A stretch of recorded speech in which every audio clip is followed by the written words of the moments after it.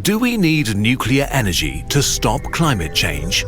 More and more voices from science, environmental activists and the press have been saying so in recent years. But this comes as a shock to those who are fighting against nuclear energy and the problems that come with it. So, who's right? Well, it's complicated. To slow rapid climate change, the world needs to reduce greenhouse gas emissions to net zero. In 2018, 3/4 of global emissions were released through energy production, namely by burning fossil fuels. Energy is a broad term that describes all sorts of stuff, from moving things and people around to putting things big and small together or heating our homes. Currently, 84% of the world's primary energy comes from fossil fuels, 33% from oil, 27% from coal and 24% from gas. Around 10% of the global oil supply is just used to burn in boilers to make our homes cozy and warm. Only about 16% of global energy is from low-emission sources, almost 7% from hydroelectric, 5% from solar, wind, bioenergy, wave, tidal and geothermal combined, and about 4% from nuclear. So we pretty much rely on coal, oil and gas to keep our civilization going, which means it's actually very hard to transition away from them. To have a chance of escaping fossil fuels without throwing humanity back into the Stone Age, one of the most impactful things we can do is to electrify as many sectors as possible. Electricity is the stuff that appears like magic when you plug something into a socket so you can watch YouTube. Every industry that can switch from burning fossil fuels to electricity needs to do so, from electric cars to electric heaters. Why do we need to bet so hard on electricity? Because we can produce electricity with low-emission technologies like solar, wind or nuclear. So electricity is a real lever for a radical transition. But there are a few problems making this transition really hard. First of all, in most places in the world, electricity is still generated mostly by burning fossil fuels.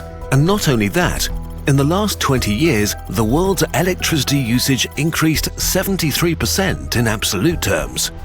While we are installing renewables at record speeds, at the same time, the amount of fossil fuel we're burning for electricity still keeps rising year by year.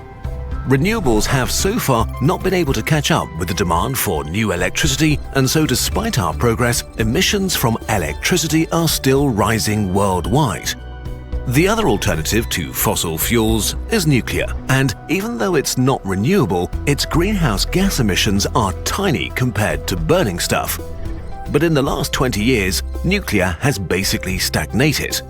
Countries like China, India and South Korea built new reactors, while Germany and Japan have been actively taking their nuclear plants offline. Which seems a bit weird if we look at the countries with the most low-carbon electricity in the world that get most of their juice mainly from two sources, nuclear or hydropower. Take France and Sweden. In France, only around 10% comes from fossil fuels, while 67% comes from nuclear and 23% from renewables, primarily hydro. In Sweden, almost 30% comes from nuclear power and about 45% from hydro. So we know that nuclear energy can work at scale. On the technical side, because of the lack of investment and innovation in the last few decades, the majority of the world's nuclear reactors are pretty old technology that's very costly to replace. In most Western countries, building nuclear reactors has become very expensive for a variety of reasons, like a loss of know-how in constructing them, policy changes and increased regulatory constraints, so it can take a decade or longer just to finish a power plant. In contrast, countries like South Korea, China, India and Russia are able to build new nuclear reactors comparatively quickly and at a competitive cost. Still, generally in the West, the current generation of nuclear power plants are more expensive to build and maintain than most fossil fuel alternatives. There are also the concerns about nuclear waste and the fear of accidents, but we cover those in other videos in more detail.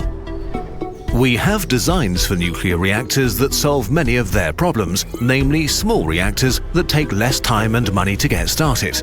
There are also next-generation technologies that can already turn radioactive waste into new fuel, but so far these have not been deployed at a scale where they can have a significant impact on the nuclear sector. Considering these uncertainties, some argue that nuclear power is a dangerous relic of the past and that we should just let it go and focus on renewables.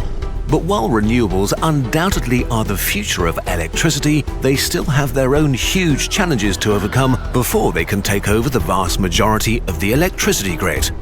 The main problem is reliability and consistency. It's not always windy and the sun doesn't always shine, especially in the mornings and evenings when humans need the most electricity. The variations between seasons don't make this issue easier.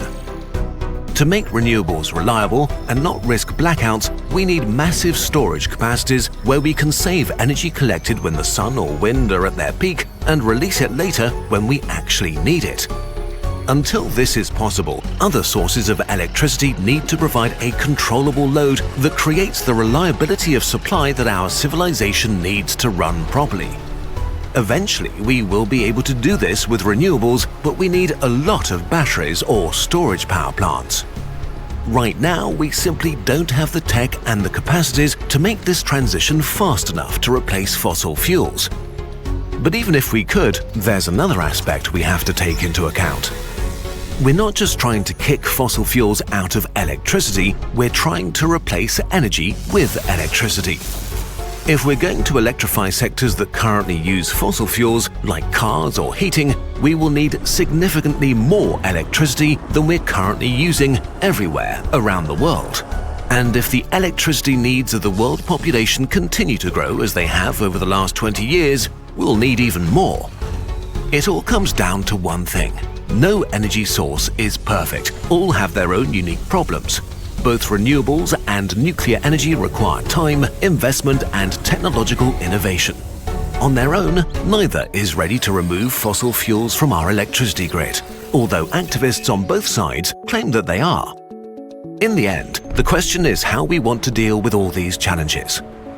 Should we give up nuclear immediately and at least temporarily accept higher emissions? Will we try to extend the life of current nuclear reactors and shut them down afterwards while solving the shortcomings of renewables? Or will we invest in new nuclear technology to get new nuclear reactor types that are cheaper and safer? Or will we maybe do both? Opinion part starts here. Considering the risks that climate change poses for the biosphere and humanity, any technology that has a chance of contributing to a solution should be pursued. That's just good risk management and strategy. If preventing rapid climate change as quickly as possible is our goal, it might be a good idea to see nuclear and renewables not as opponents, but as partners. We know there's no time to waste, so we should keep all of our low-emission players on the field. As things are, both nuclear and renewables need innovation and investment. But if we don't know yet which technology will be ready how quickly, why not just invest in both and see what happens? And on the topic of current capacities, if we take nuclear energy offline right now, then that missing capacity will be replaced, at least partially, by fossil fuels. Even if new nuclear power plants in the West are expensive, in the long run it may be cheaper to build them as long as they prevent more fossil fuel capacity being added and paying for the consequences of rapid climate change. So, do we need nuclear energy? Well, it really depends how hard we choose to make things for ourselves. And in a world that's already having a really hard time quitting fossil fuels, why should we make things harder than necessary?